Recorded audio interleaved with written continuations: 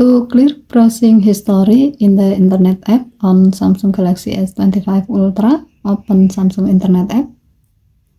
Tap the three horizontal line icon at the bottom right, and then tap Setting. Scroll down the screen. Tap Personal Browsing Data. Tap Delete Browsing Data to choose what you want to clear.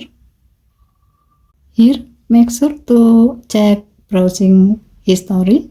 If needed, you can also select other options like home and search history, cookies and site data, and else. Next, tap Delete Data button. A pop-up appears to inform you that your action will erase the data of the selected option. Tap Delete to continue deleting.